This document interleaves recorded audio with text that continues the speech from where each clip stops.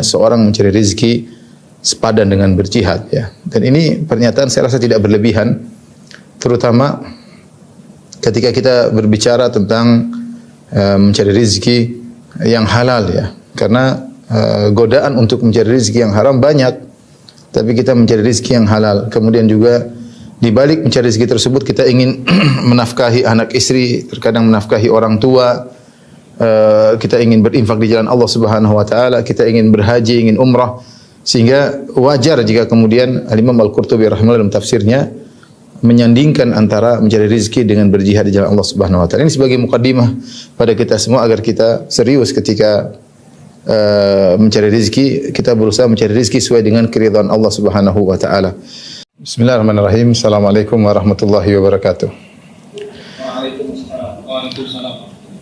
Alhamdulillahi ala ihsani wa syukru lahu ala taufiqihi wa amtinani. Asyhadu an la ilaha illallah wahdahu la syarika lahu ta'ziman li sya'ni. Wa asyhadu anna Muhammadan abduhu wa rasuluhu da ila ridwani. Allahumma salli alaihi wa ala alihi wa ashabihi wa ikhwani. Ikhwan dan akhwat, para bapak-bapak dan ibu, rekan-rekan yang dirahmati Allah Subhanahu wa taala. Tentunya merupakan kesibukan setiap makhluk, bukan hanya manusia, bahkan hewan, ya, burung-burung, ya. Sibukan mereka mencari rezeki, ya. Karena mereka tahu bahwasanya di antara sebab bertahan hidup adalah dengan mendapatkan rezeki. Oleh karenanya kita harus mengerti, ya, tentang bagaimana rambu-rambu dalam mencari rezeki, karena sebagian orang ketika orientasi mereka hanyalah rezeki, ya, yang penting bisa mendapat rezeki sebanyak-banyaknya, terkadang mereka sering lupa dengan aturan-aturan yang harus dijalankan, ya. Sehingga seringkali dalil-dalil Al-Quran dan Sunnah, aturan Allah tidak mereka indahkan. Yang penting bagaimana mereka bisa mendapatkan rezeki. Sampai-sampai ada pernyataan sebagian orang yang mengatakan al-halalu mahalla fil yad. Yang halal adalah yang ada di tangan, itu yang halal, ya. Apapun yang kita dapatkan, yang penting sampai tangan kita, itulah yang halal, ya. Sehingga tidak mempedulikan tentang aturan-aturan syar'i mengenai masalah rezeki, ya. Maka pada kesempatan kali ini kita sama-sama saling mengingatkan, ya, karena kita semua sama-sama membutuhkan rezeki. Kita hendaknya mempelajari konsep-konsep rezeki yang diatur dalam syariat. Sehingga ketika kita pun mencari rezeki, kita mendapat keberkahan, dan mencari rezeki tersebut kita jadikan sebagai sarana untuk mendekatkan diri kita kepada Allah Subhanahu wa taala. Karenanya sebagian ulama memandang bahwasanya mencari rezeki termasuk jihad fisabilillah, yaitu setimpal dengan jihad fisabilillah. Dan ini seperti disampaikan oleh Al-Qurtubi rahimahullah dalam tafsirnya ketika beliau menafsirkan surat Al-Muzammil.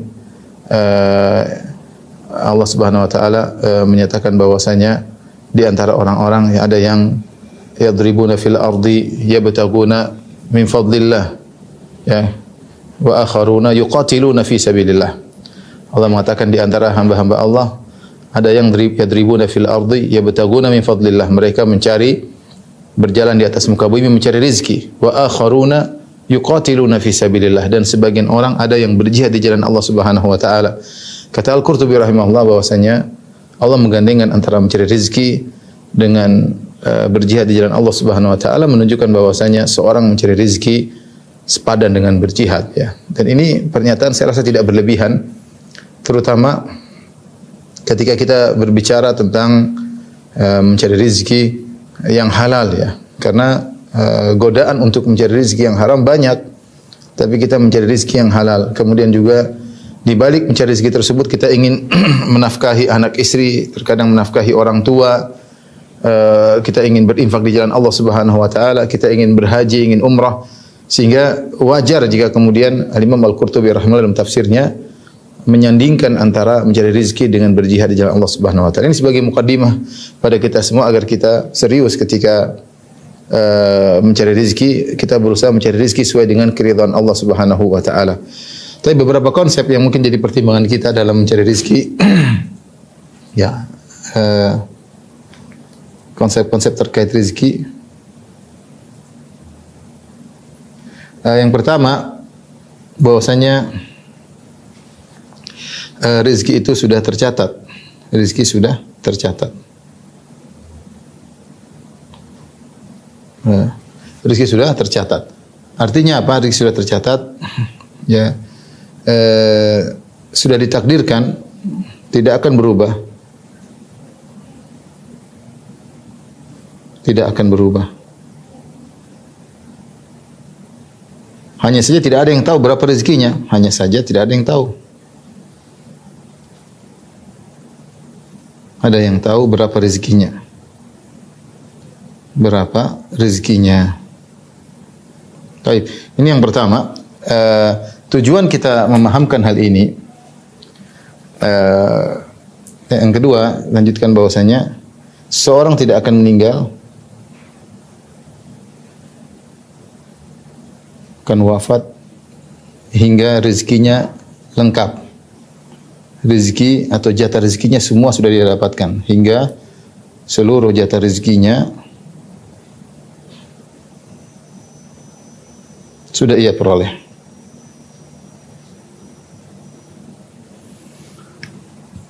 Berdasarkan hadis kata Nabi sallallahu alaihi wasallam, Nabi sallallahu alaihi wasallam mengatakan, "Inna Jibril nafatha fi rawi." Sungguhnya Jibril memberi wahyu kepadaku, "Anna nafsan lan tamuta hatta tastakmila rizqahu." Anna nafsan lan tamuta hatta tastakmila rizqaha.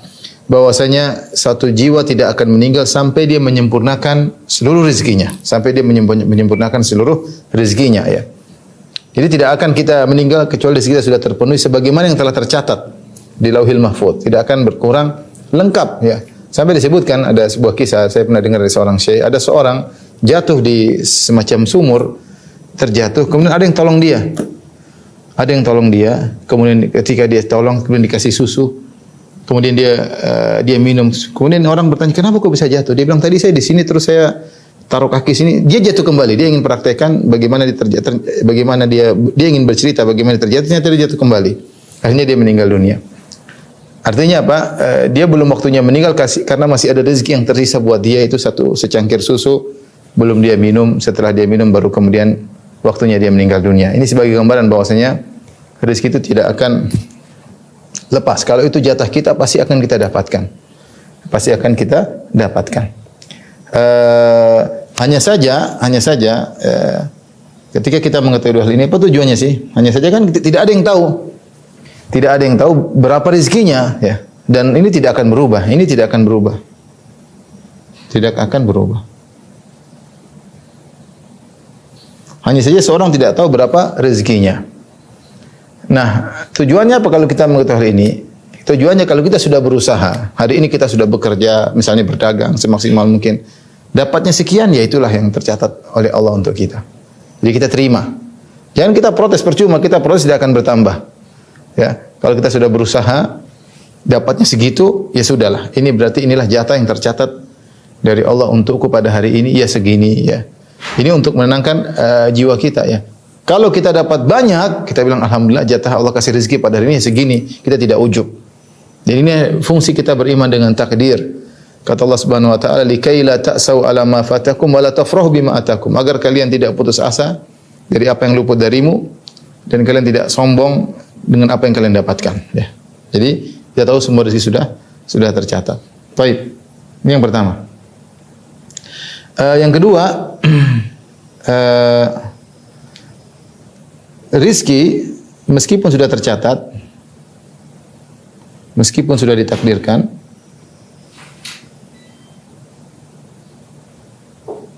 akan tetapi proses memperolehnya pun dengan sebab dan akibat. Memperolehnya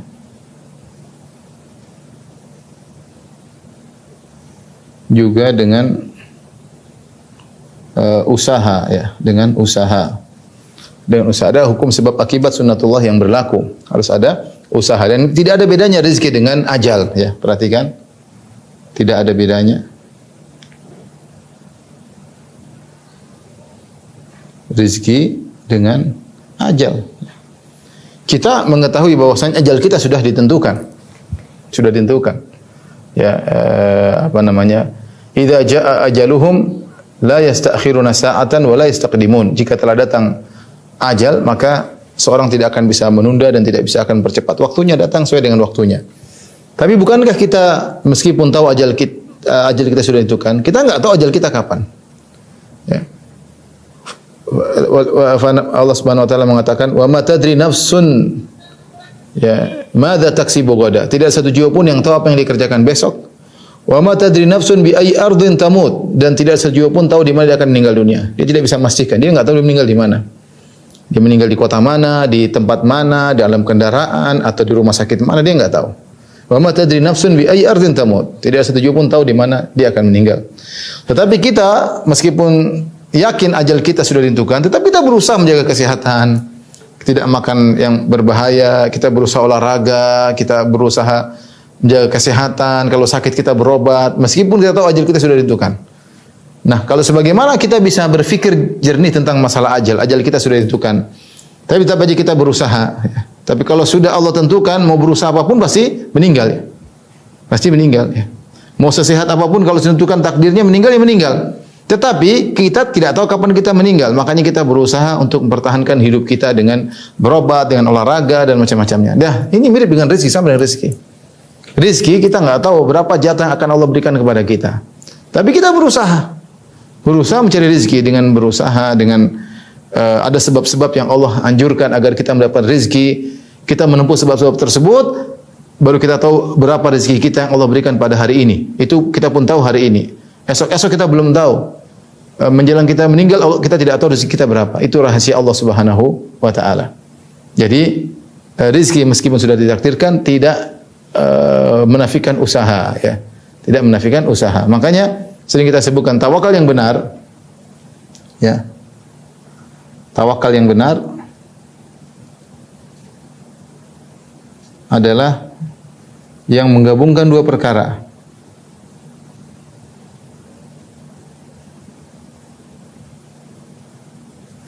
Dua perkara tersebut adalah menyerahkan diri, menggantungkan hati kepada Allah, menggantungkan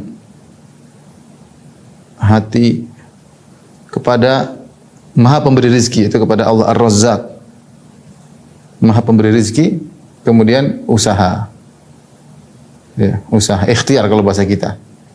Itulah yang disebut dengan tawakal yang benar. Makanya dalam hadis kata Rasulullah SAW, ihris ala ma yanfa'uk wasta'in billah. Semangatlah meraih apa yang bermanfaat bagimu. Ya. Kata para ulama dalam urusan dunia maupun dalam urusan akhirat, kita berusaha. Wasta'in billah, minta tolong kepada Allah Subhanahu wa taala. Ya, minta tolong kepada Allah Subhanahu wa taala. Itu yang disebut dengan tawakal yang benar.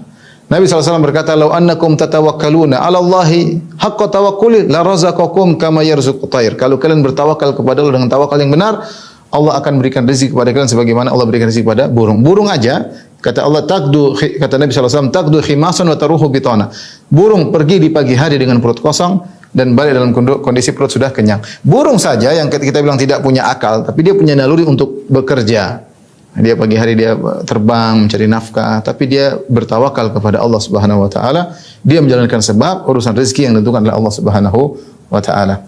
Jadi ini kaidah yang kedua, maksudnya meskipun rezeki sudah ditentukan dan tidak berubah, tapi dia terkait dengan hukum sebab dan akibat dan harus disertai dengan usaha, ya.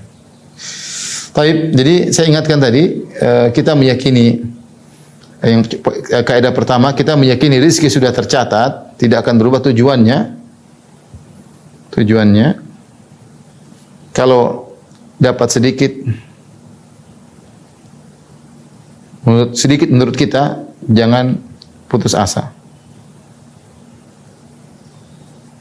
Kalau dapat banyak, jangan sombong. Karena itu semua sudah dijatah. Jangan sombong.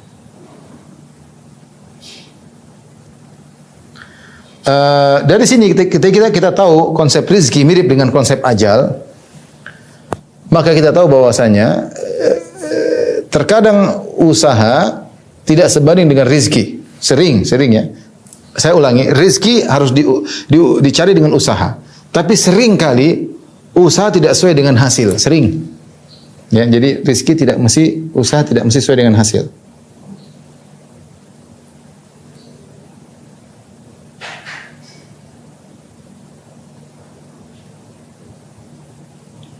Dengan hasil. Karena yang menentukan rezeki adalah Allah, ya. Agar kita yakin pemberi rezeki adalah Allah. Ada orang sudah bekerja mati-matian toh, capek, mungkin kerja 25 jam per hari kalau boleh kita katakan, saking capeknya. Tapi rezekinya sedikit-sedikit saja. Ada orang yang mungkin santai tapi diberi kemudahan oleh Allah, Allah berikan rezeki yang banyak. Ada orang kita ketemu dia mungkin 5 tahun lalu masih miskin, tahu-tahu sudah kaya raya. Ada orang yang tadi kita lihat kaya ternyata miskin, padahal usahanya tidak berkurang.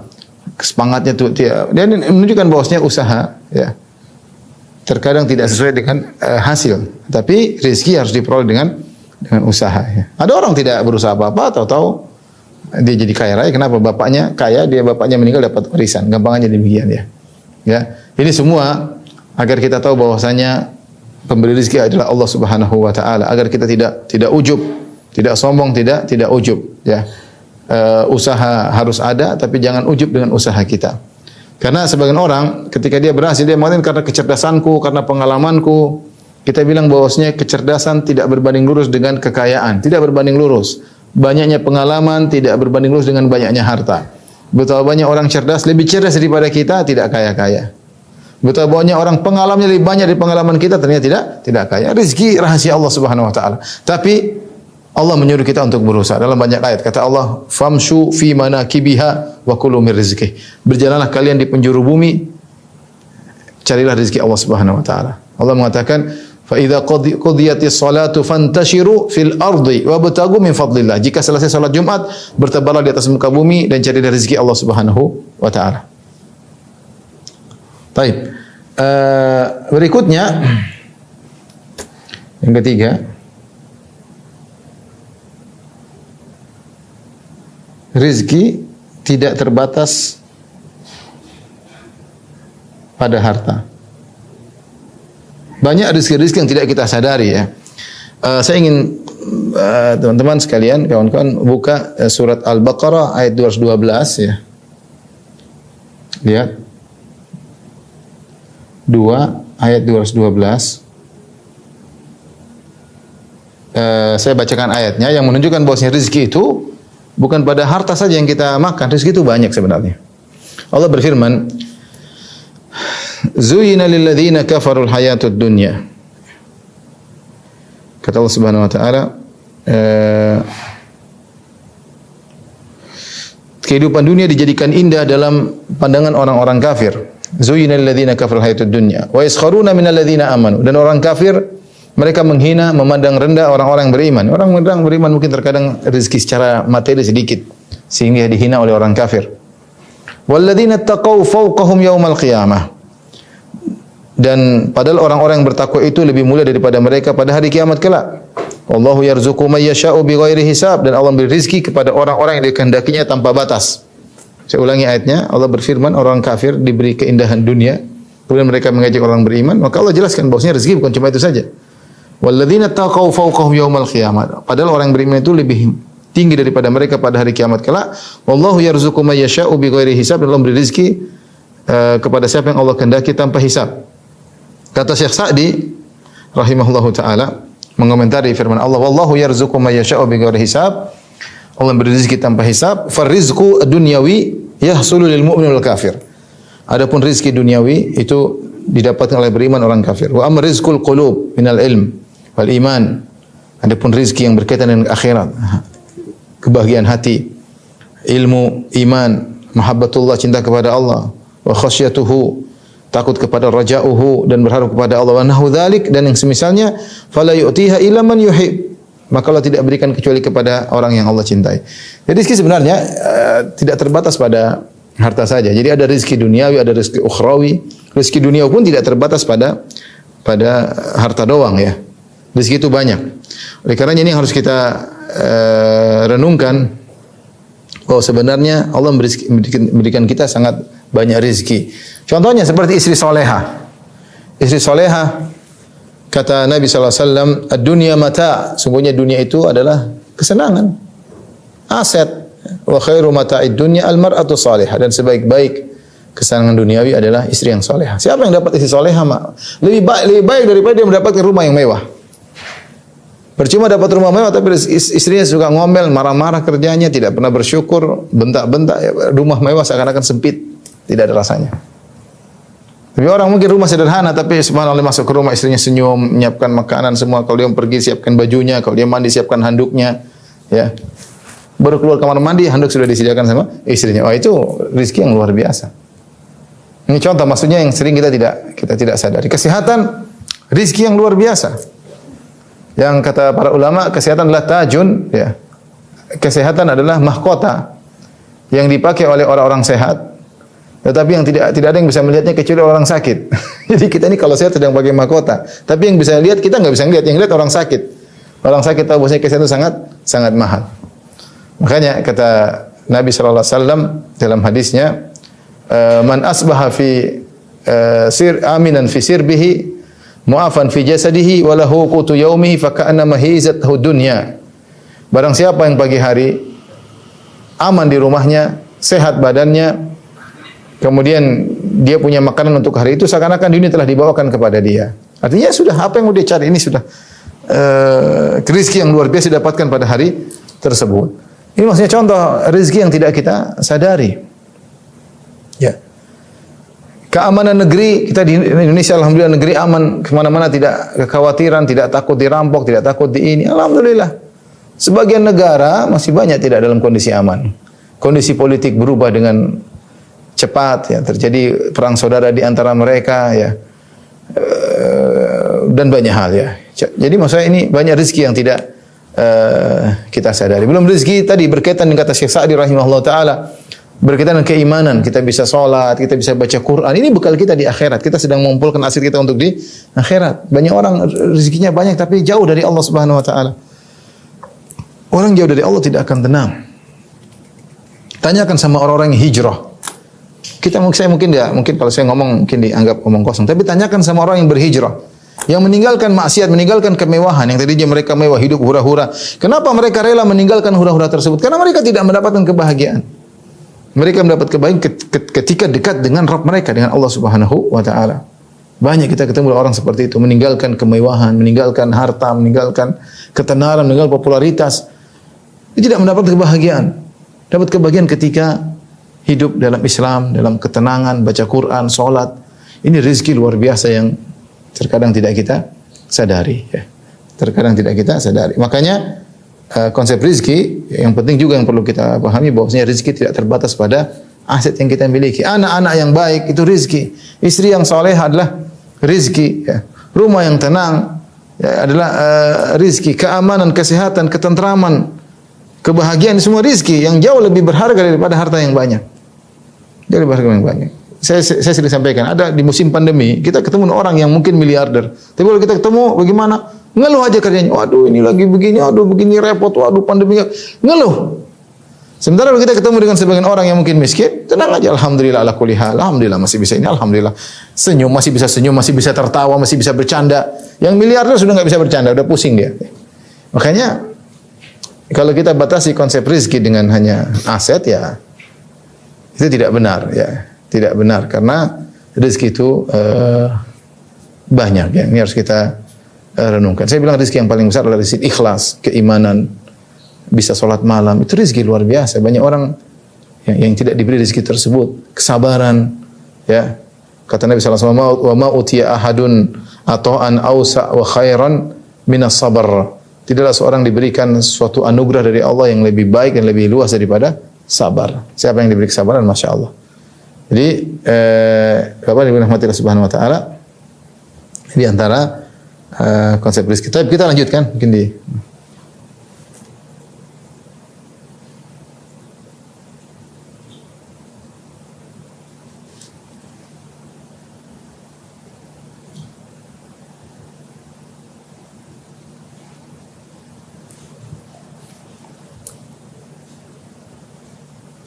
konsep-konsep rezeki, masih lanjutannya. Yang berikutnya,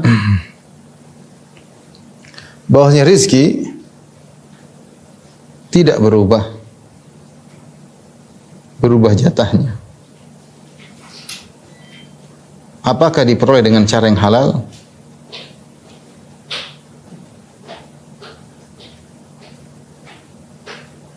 Yang halal atau cara yang haram?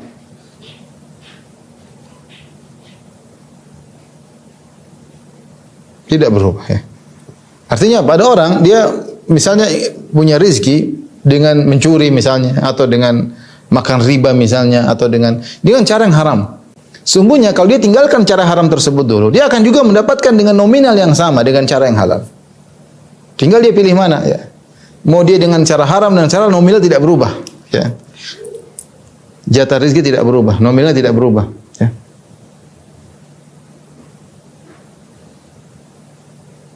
Makanya percuma, cuma bedanya kalau dia dengan cara yang halal dapat pahala, kalau cara yang haram dapat dosa. Cuma nominal tidak berubah, rezeki tidak berubah. Tetap dia mendapatkan segitu. Tetap dia mendapatkan segitu. Harus kita yakini. Makanya Rasulullah SAW mengatakan dalam hadisnya, Inna Jibril nafatha fi ra'i, sungguhnya Jibril mewahyukan kepadaku, anna nafsan lan tamuta hatta tastakmila rizqaha, bahwasanya satu jiwa tidak akan meninggal sampai dia menyempurnakan rezekinya. Fa ajmilu fi talab, kata Nabi, maka carilah rezeki dengan cara yang baik. Khudhu ma halla wa da'u ma haram.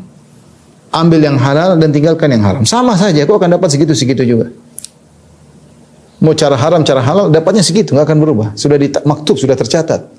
Cuma Allah ingin usaha kita haram atau halal tercatat. Maka harus diyakini kalau ada suatu hal yang membuat kita tergiur ingin mendapatkan rizki dengan harta yang haram, yakinlah kalau kau tinggalkan, kau akan dapat yang semil dengan cara yang halal. Dengan cara yang halal. Ya, dengan cara yang halal. Kemudian konsep berikutnya, ini nomor 4 tadi. Nomor 5, sebab meraih rizki. Ada 2. Yang pertama sebab sebab materi ya. Ada sebab ukhrawi. Sebab materi maksudnya ya kerja, maksudnya kerja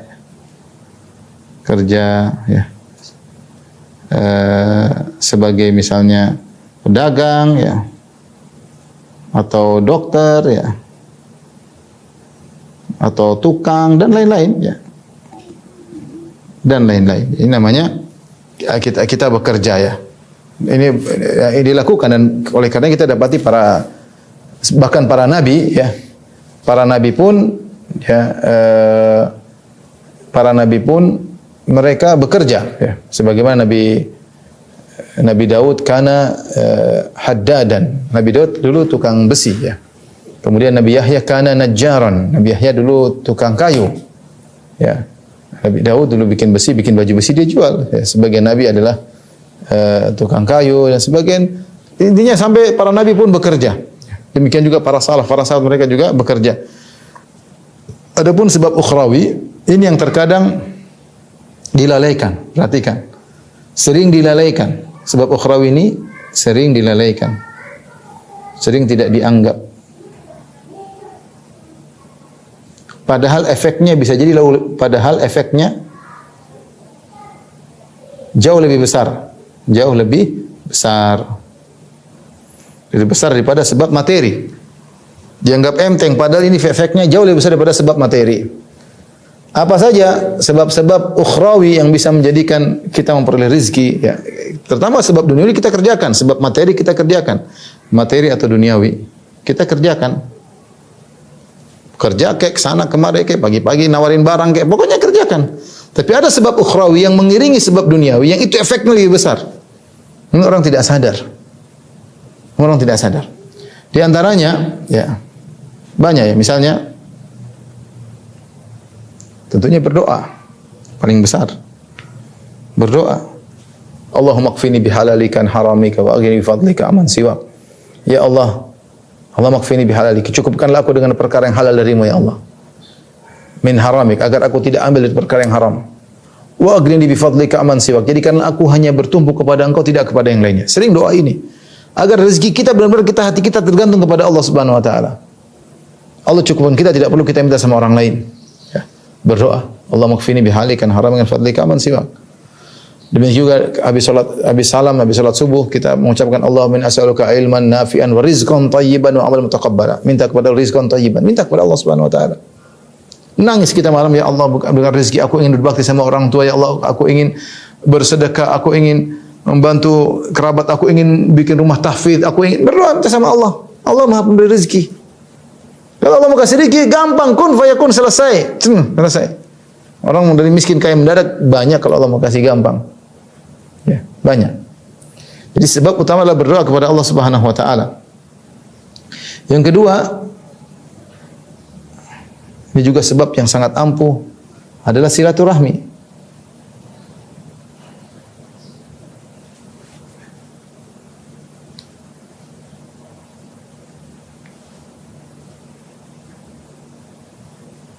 Berdoa, yang kedua silaturahmi. Terlebih lagi kepada orang tua, berbakti kepada, terutama berbakti kepada orang tua.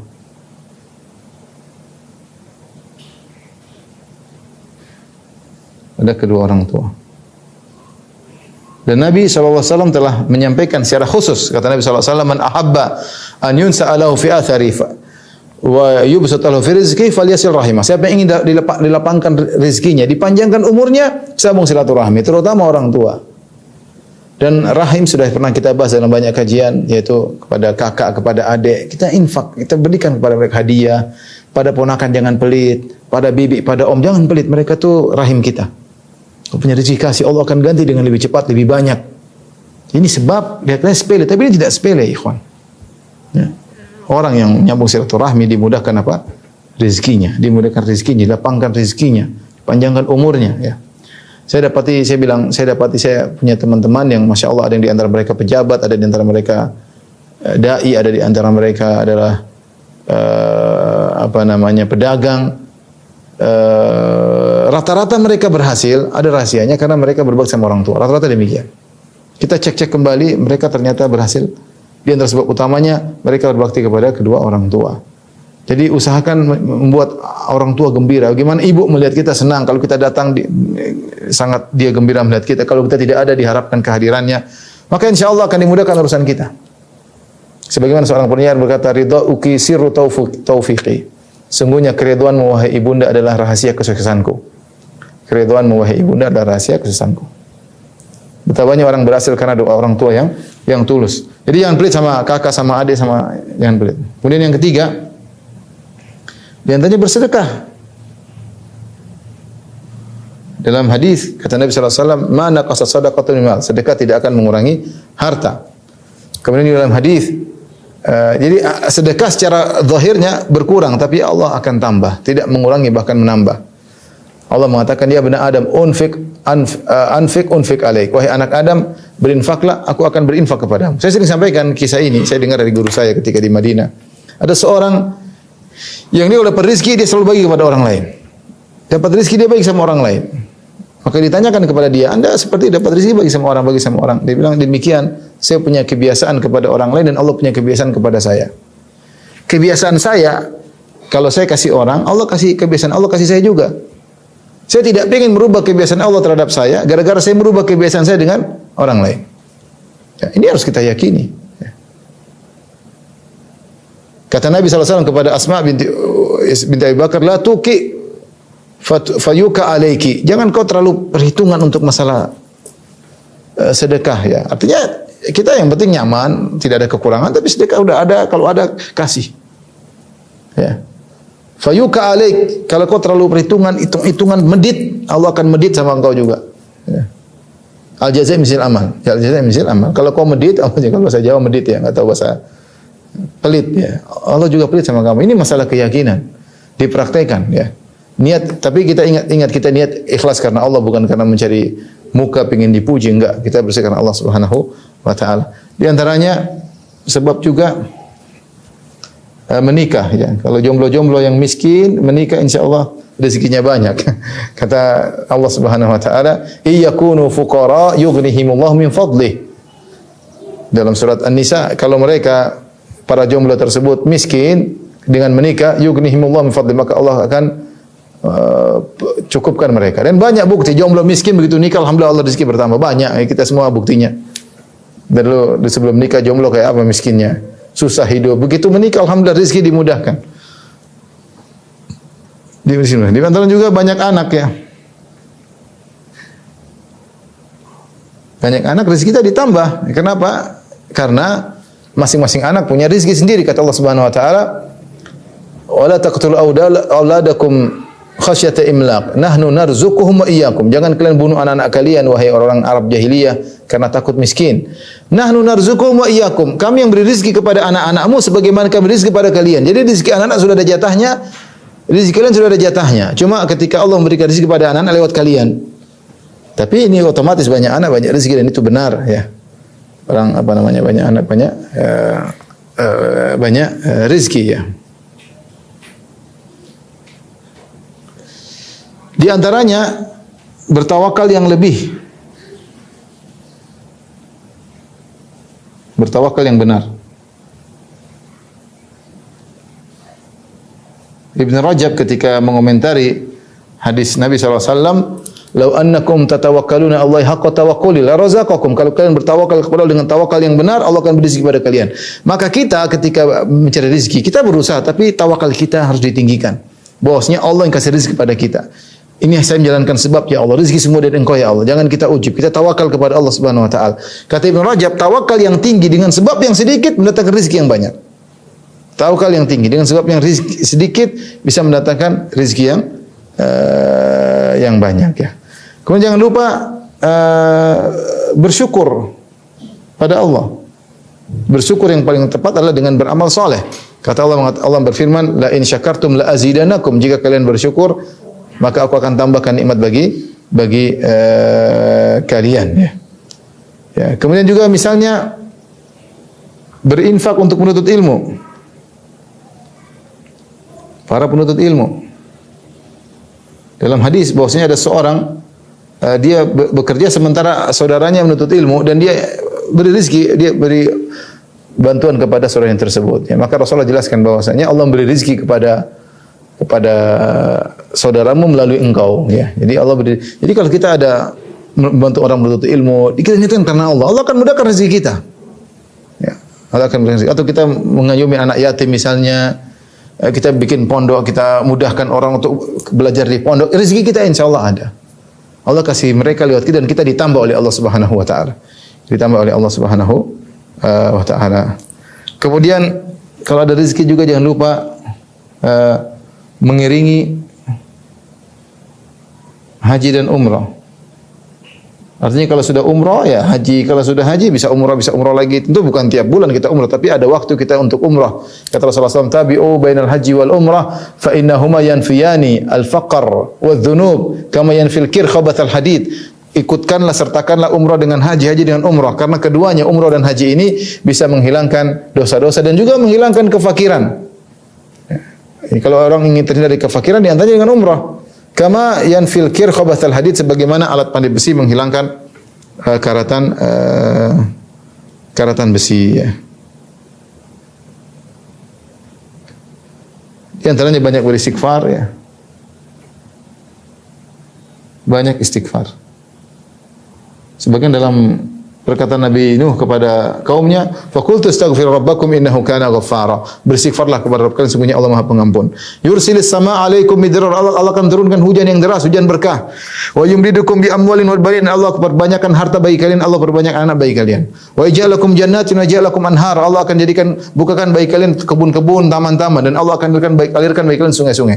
Jadi istighfar ini mudah mendapatkan rezeki. Tidak ada masalah kita sambil kerja astagfirullah, astagfirullah, astagfirullah. Intinya ikhwan, ya, kita niatkan kalau punya rezeki agar kerja kita berkah, kita niatkan rezeki kita ini bukan untuk duniawi saja, tapi kita untuk akhirat, ya, agar semua kegiatan kita adalah rezeki, ya, adalah pahala di sisi Allah Subhanahu wa taala. Kemudian konsep yang berikutnya,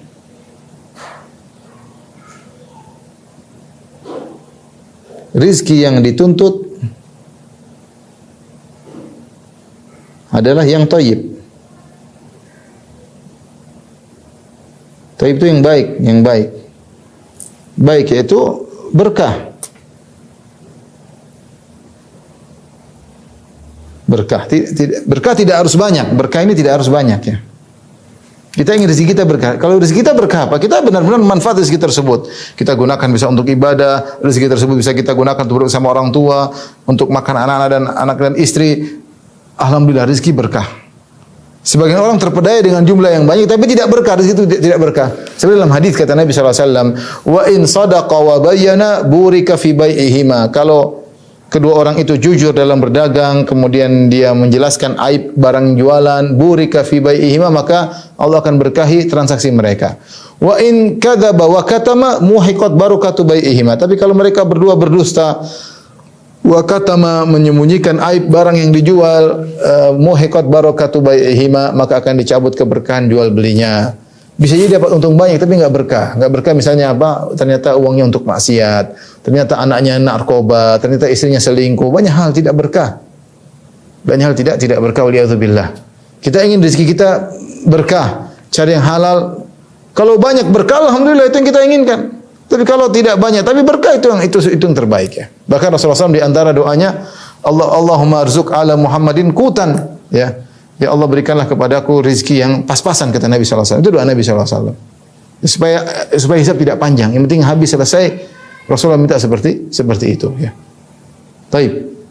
Ini di antara konsep rezeki. Untuk melihat berkah atau tidak, untuk mengetahui berkah atau tidak, dilihat. Bagaimana tahu berkah?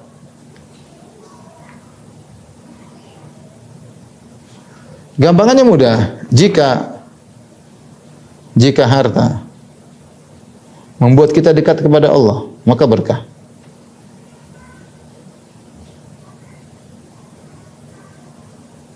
Maka berkah. Jika tidak, ya, maka itu istidraj. Harta, kita punya mobil baru. Mobil baru ini buat kita dekat sama Allah enggak? Semakin bersyukur, tawadhu. Kalau iya berarti itu berkah. Kalau semakin kita sombong, angkuh, pamer sana pamer sini, itu tidak berkah. Kita punya rumah misalnya, ada rumah semakin besar, apakah berkah? Iya, semakin dekat dengan Allah rumah tersebut, kita buka untuk keluarga, untuk silaturahmi, sering undang makan orang, itu berkah namanya. Namanya berkah. Tapi kalau harta tersebut buat kita jauh dari Allah, kita punya jam baru bikin kita semakin sombong, kita punya mobil baru bikin kita semakin jauh dari Allah, kita punya perusahaan banyak semakin kita sibuk nggak ingat Allah, semakin nggak baca Quran, semakin ini nggak benar. Hati-hati. Kita tidak ingin banyak-banyakan. Kita banyak itu hanya memperbanyak hisab kita pada hari kiamat. Yang kalau kita mau kaya pun yang kita nikmati cuma sebagian aja, nggak bisa. Yang punya mobil 10 yang kita pakai cuma 1. Nggak bisa pakai 10 sekalian, nggak bisa ya. Kita punya makanan sebanyak-banyaknya, paling makan cuma 1 piring. Apalagi kalau sudah kena gula, makannya dikit-dikit. Mau kaya kayak apa juga nggak bisa, macam-macam. Mau rumah banyak ya tempat tidur cuma 1 di dalam 1 kamar selesai. Maka kita ingin harta kita itu berkah. Berkah itu ciri-cirinya apa? Membuat kita dekat dengan Allah. Itu namanya berkah. Kalau kita jauh dari Allah berarti harta kita tidak berkah. Harta kita tidak berkah. Maka terakhir ini supaya apa namanya hati-hati ya. Ya. Jangan jadi budak dinar. Kata Nabi SAW, ta'isa abdud dinar, ta'isa abdud dirham. Celaka hamba dinar, celaka hamba dirham. Kenapa disebut dengan hamba, kata para ulama? Karena dinar yang mengatur hidupnya. Dinar yang mengatur. Kalau dinar menyuruh dia tinggalkan salat, tinggalkan salat. Dinar menyuruh dia melakukan haram, dia melakukan haram. Dinar menyuruh dia minum khamar, dia minum khamar. Demi untuk relasi dengan pembeli, minum khamar, minum khamar. Demi relasi dengan konsumen, nawarin cewek, dia nawarin cewek. Entertain sama maksiat, dia lakukan. Kalau harus berkelahi sama orang tuanya, dia lakukan. Jadi dia jadi budak dinar, budak dirham. Bukan dinar jadi budaknya. Oke, jadi kesimpulannya harta adalah titipan Allah Subhanahu wa taala. Maka tidak boleh kita pergunakan kecuali aturan yang menitip. Kita ini inna lillahi wa inna ilaihi raji'un. Kita ini milik Allah dan harta kita milik Allah, kembali kepada Allah. Ingat, setiap harta yang kita miliki ada 2 pertanyaan. Lan tazula qadama 'abdin hatta yas'ala arba'. dua kaki seorang hamba tidak akan bergeser sampai ditanya 4 perkara. Di antaranya an malihi, ditanya tentang hartanya. Min aina iktasabu fi ma anfaqa. Dari mana didapatkan dan kemana dihabiskan. Kita akan ditanya setiap hartanya. Dari mana kau dapatkan? Cara halal atau haram? Kalau cara halal masih ada pertanyaan berikut, kemana kau habiskan? Halal atau haram? Kalau kita selamat insyaallah enggak ada masalah. Wallahu alam bisawab. Ini mungkin sebagian kisi-kisi untuk saya pribadi dan juga kepada ikhwan dan akhwat, agar ketika kita mencari harta hendaknya kita jangan meninggalkan koridor-koridor Islami, sehingga kita hidup dunia ini dapat pahala. Mencari rezeki adalah pahala tadi kita sebutkan. Apalagi kalau kita niatkan dalam mencari rezeki tersebut untuk menafkahi anak istri, untuk sedekah, untuk bangun masjid, macam-macam, untuk menyenangkan orang tua, insyaallah semua tetes keringat yang keluar dari tubuh kita berpahala di sisi Allah Subhanahu wa taala. Demikian kepada rekan-rekan yang hati Allah Subhanahu wa taala yang saya sampaikan. Kurang lebih saya mohon maaf. Wabillahi taufiq wal hidayah. Assalamualaikum warahmatullahi wabarakatuh.